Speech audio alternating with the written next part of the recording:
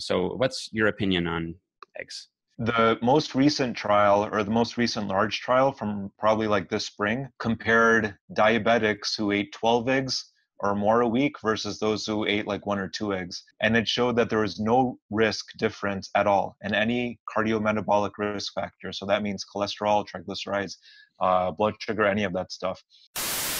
This just goes to show that this study was 100% made to show no effect. They had high levels and shitty diets before, they were taking cholesterol lowering drugs, the control group had as much cholesterol in their diets as the other group, and both diet groups were high in cholesterol, so there's absolutely no surprise that the study didn't show any difference between 12 eggs and 2 eggs per week.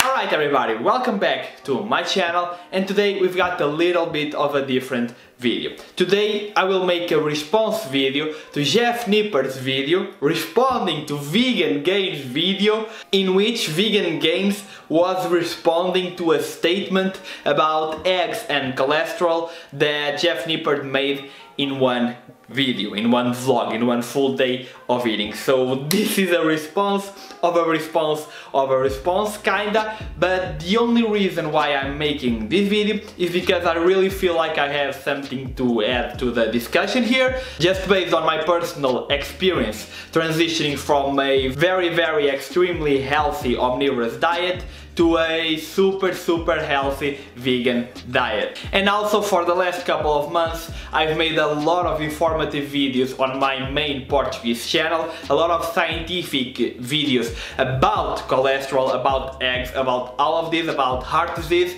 So I still have all the studies fresh in my memory, I still have all the scripts and all, so it will be really easy for me to make this video, so why not make it and try to help as many people as possible, because that's the reason why everyone actually makes videos on the fitness industry. That's why Jeff makes videos and he makes the types of videos that it makes. So yeah, before the video starts, I just want to make a few disclaimers. First of all, I really like Jeff. I really like his channel. I think he's one of the best fitness channels out there. I always recommend it to my Portuguese audience. I've talked about his channel a lot in my videos, and I do borrow a lot of his studies and stuff for my own videos. So Jeff, you're doing an amazing work. Keep doing what you're doing. Second of all, in a response video, Jeff Nippard talked with Kamal from Examine.com. That was his response, a podcast with Kamal talking about vegan diets.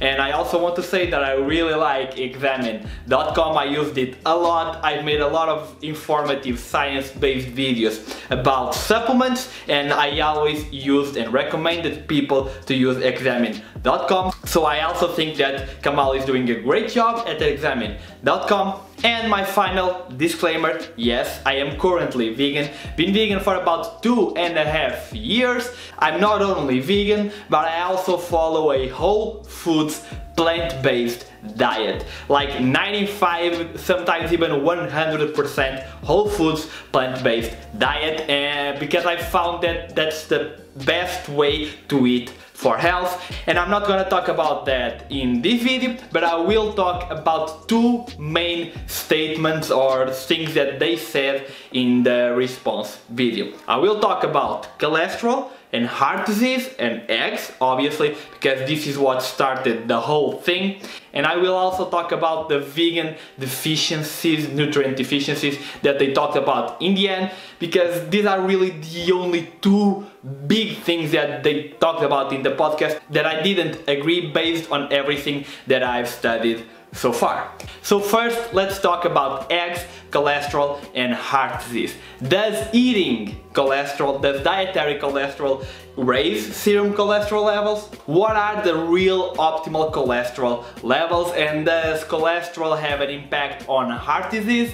Well, they talked about all of this in the video, and Kamal's position and Jeff's position was that dietary cholesterol doesn't really raise serum cholesterol, which is not right, is not scientifically right. And Kamal even mentioned a study about this that I'm gonna go to that study and I'm gonna show you why that study checks all the boxes for the really bad study on cholesterol. But first of all, we need to look into the data to see what are the optimal cholesterol levels.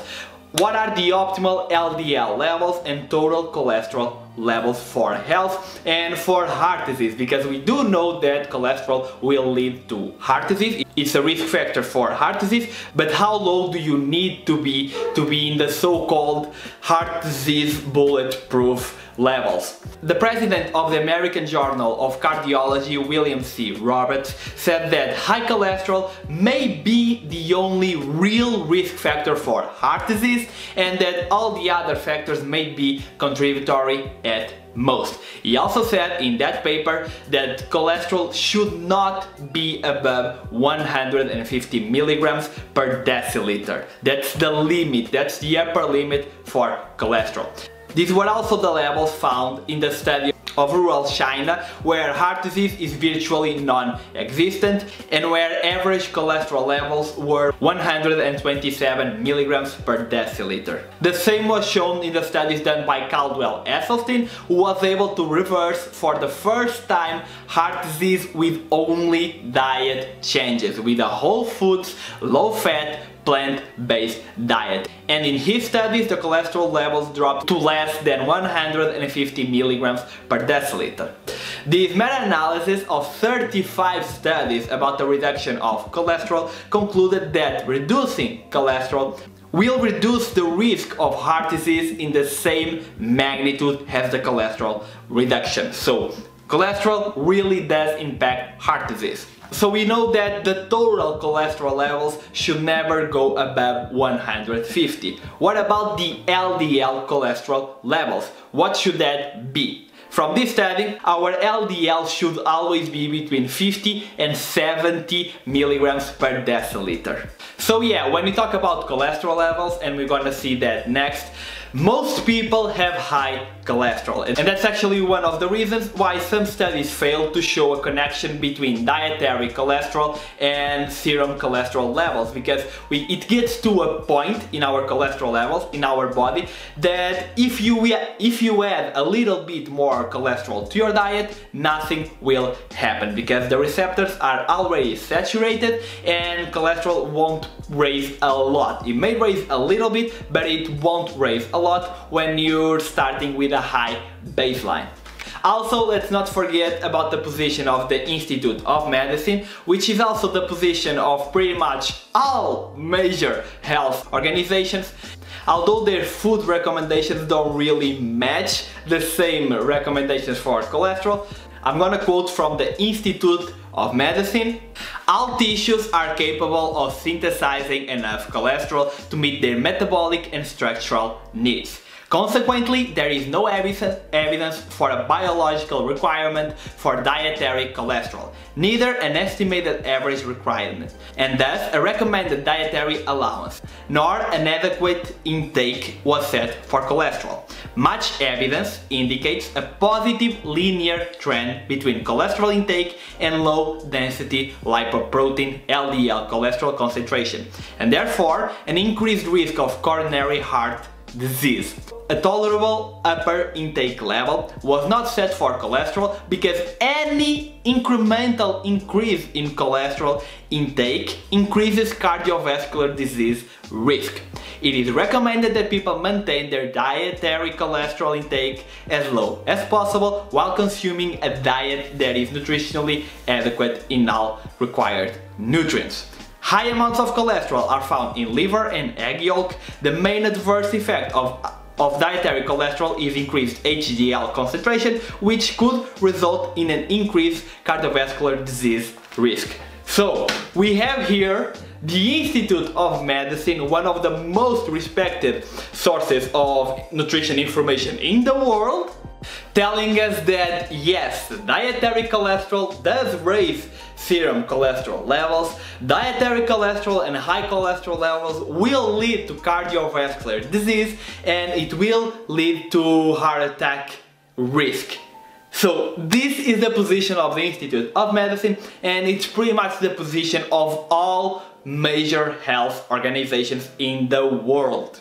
And let's never forget that a whole foods, low-fat, plant-based diet is the only scientifically proven diet to help treat and in some cases reverse heart disease. This was done first by Nathan Pritikin, then Dean Ornish, these are real scientific studies, and after that Caldwell Esselstyn also did some. This is one of the most recognized heart surgeons and cardiologists in the world, and he reverses and made a study which showed that a whole foods low fat diet can reverse heart disease, and that's because it avoids cholesterol and saturated fat.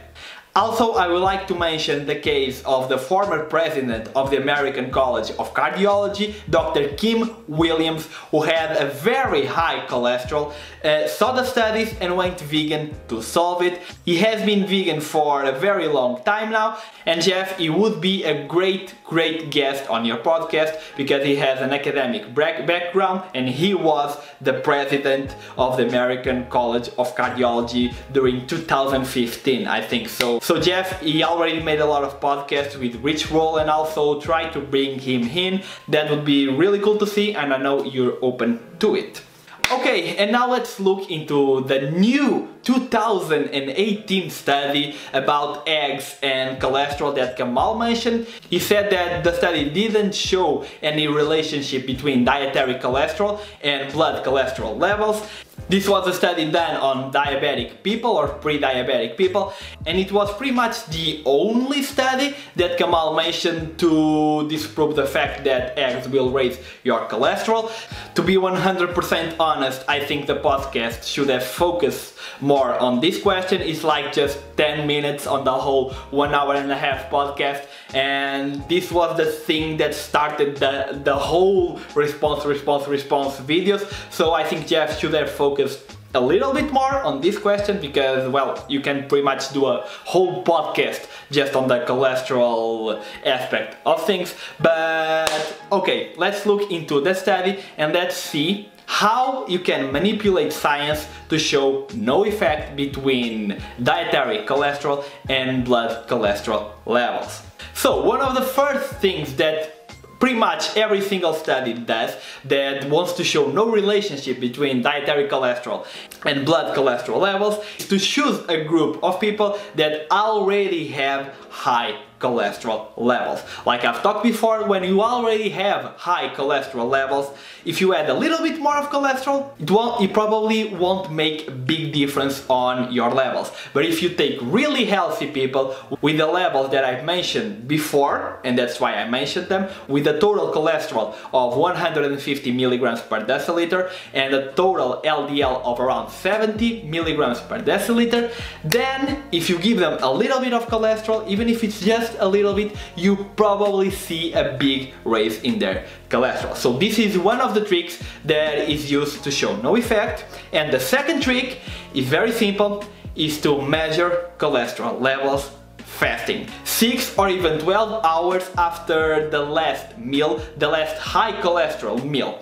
When you do this, the cholesterol levels will go up after the meal and they will come down 12 hours later, and that's why a lot of these studies are made with fasting cholesterol levels, and you won't see the real cholesterol value in those types of studies and in those types of blood tests. And this is not me saying, this is the, and I'm gonna quote because this is the longest name ever, European Atherosclerosis Society and European Federation of Clinical Chemistry and Laboratory Medicine.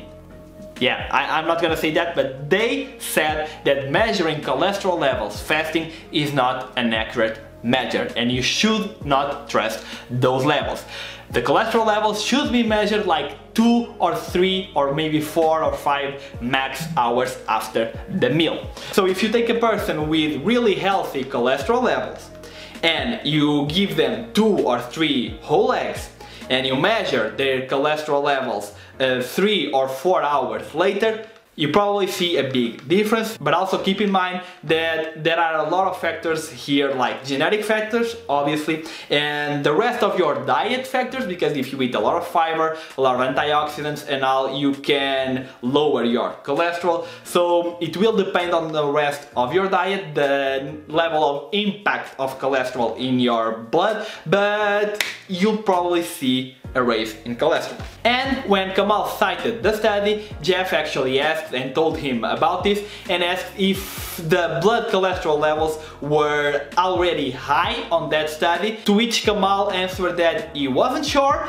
but he thought no. So I went, dig a little bit, and I found the study. And this is gonna be really fun because I'm pretty sure that Kamal didn't actually read the study. I think he just read the headlines, and we are going to see why I'm saying that. So this study took 140 people, split them into two groups. One group was eating around 2 eggs per day, 12 eggs per week, and the other group was eating less than 2 eggs per day. So the goal was to see the difference between cholesterol levels in both groups, and keep in mind that they were pre-diabetic or even diabetic. And the first red flag on this study is that one of the authors is actually an advisory member for the Egg Nutrition Council of Australia or something like that. So you've got someone that works for the egg industry making this study, which is already a red flag, but okay, maybe he wasn't biased. I actually gave him the benefit of the doubt after seeing this, but here's where it gets interesting.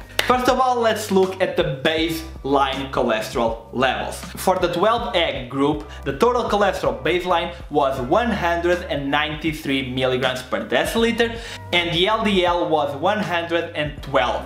That's moderately high cholesterol. As we've seen before, optimal cholesterol levels will be a total of 150 milligrams. Also, everyone before the study was already eating a high fat, high saturated fat and high cholesterol diet. So you pick a group of people that was already eating a high cholesterol, high fat, high saturated fat diet, and they already had high cholesterol. So if you add a little bit more, maybe the effect won't be the same. And now for probably the most important and curious part of this study.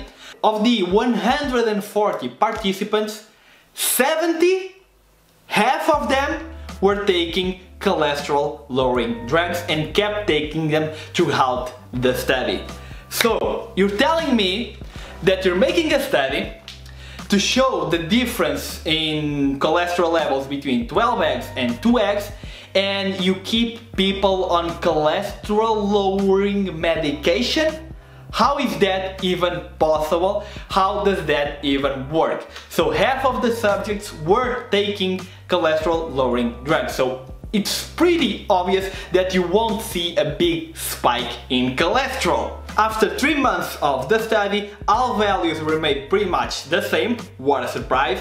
They all had bad diets before, and half of them were taking medication to start with. But it gets even better, so bear with me. The difference between cholesterol intake between the two groups, the 12 egg group and the 2 egg group, was actually only around 100 milligrams of cholesterol. Because what they instructed the 2 group egg to do was to substitute those eggs with another source of cholesterol, with meat.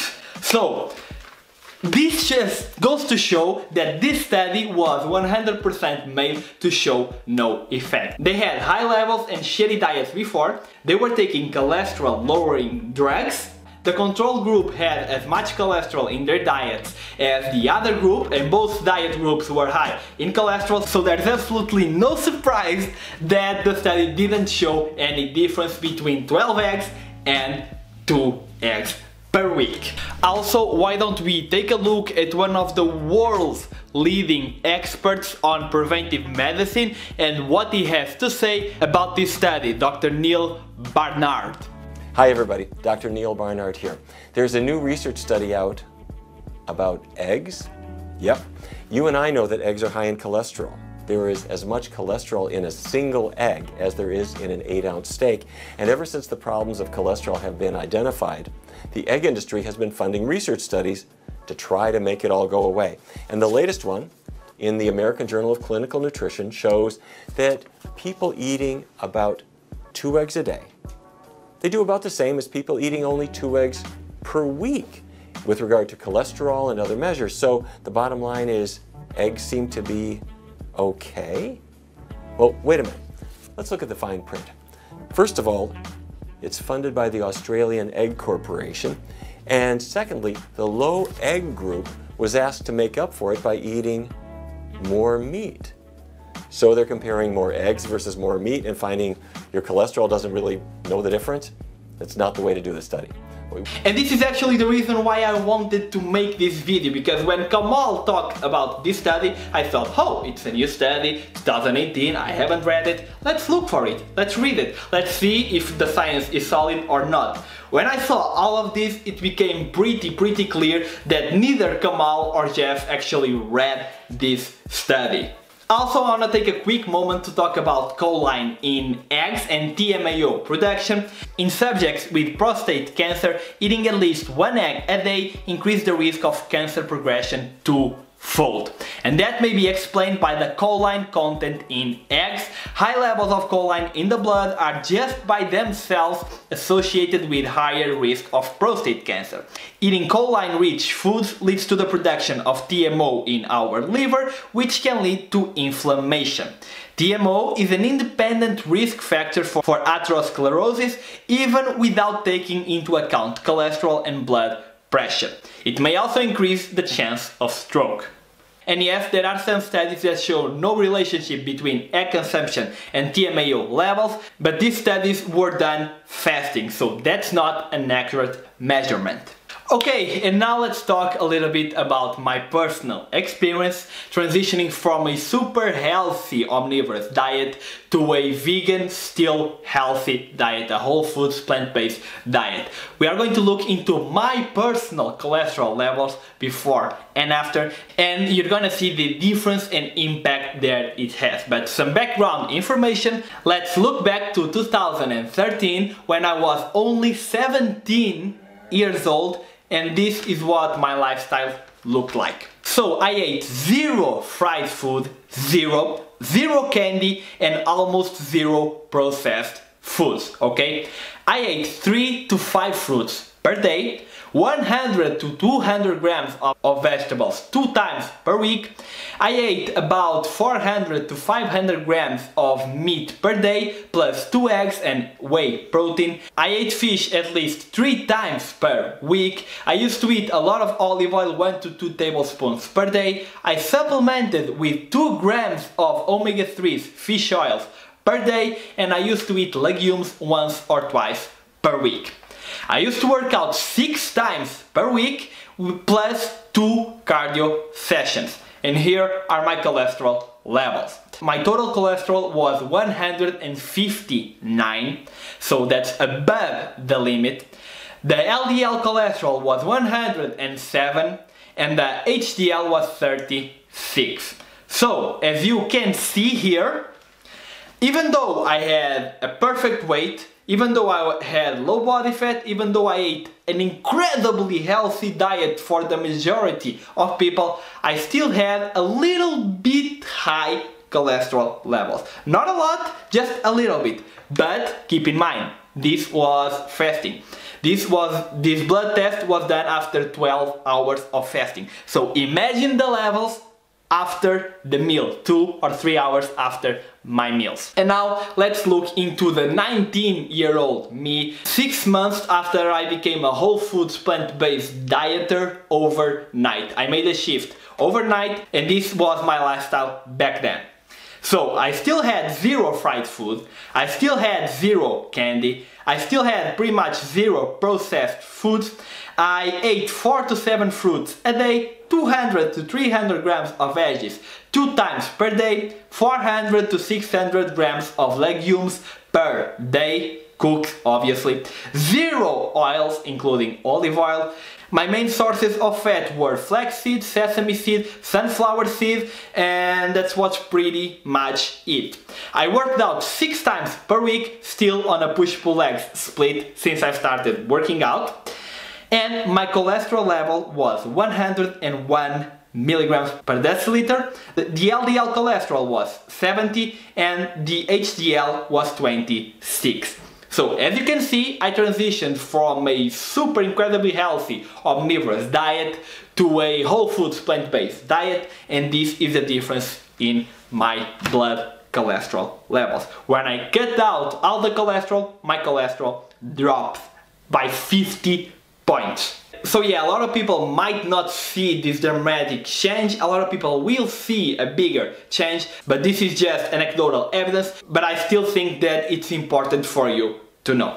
So that's it for the video, guys. Hopefully you enjoyed it. I'm sorry it ran a little long, but I had a lot of information to present. I really hope that Jeff sees this video. Please tell him to go and watch this video. And Jeff, if you're watching, let me know down below what you think. Let me know down below what everyone thinks. Everyone let me know down below. Subscribe to the channel if you're not subscribed already. Like the video if you like the video. And I'm gonna see you all in the next video.